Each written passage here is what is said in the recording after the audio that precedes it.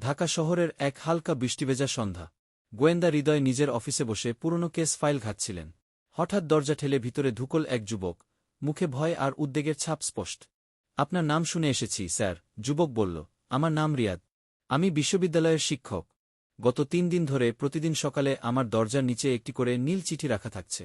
কোনো প্রেরকের নাম নেই, শুধু লেখা, সময় ঘনিয়ে আসছে। হৃদয় চিঠিগুলো ভালোভাবে পরীক্ষা করলেন। কাগজের গন্ধ, লেখার কালি, এমনকি খামের প্রান্তেও নজর ফেললেন তিনি। হঠাৎ তার চোখ ঠেকল একটি ক্ষুদ্র চিহ্নে, একটি ঘোড়ার মাথা। ঘোড়ার মাথার লোগো। এটা তো শহরের প্রাচীন রয়্যাল স্টেশনারির লোগো, হৃদয় বললেন। তিনি সঙ্গে সঙ্গে সেখানে যান এবং দোকানদারকে ছবি দেখিয়ে জানতে চান, এই ধরনের খাম কে কিনেছে। দোকানদার বললেন, একজন মহিলাই কিনেছিলেন গত সপ্তাহে। মুখে ছিল কালো মাস্ক। কিন্তু তিনি ভুল করে একটা চিরকুট ফেলে গিয়েছিলেন। চিরকুটটিতে লেখা ছিল, রিয়াদ, তুমি যদি সত্যি ভালোবাসতে, তাহলে আমাকে ফেলে চলে যেতে না।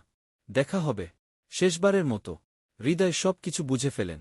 এটি কোনো হুমকি নয়, বরং এক ভগ্নহৃদয় নারীর প্রতিশোধের পরিকল্পনা। তারা রিয়াদের পুরনো প্রেমিকা রিমার খোঁজ পান। রিমা মানসিকভাবে বিপর্যস্ত হয়ে পড়েছিলেন রিয়াদের আচরণে।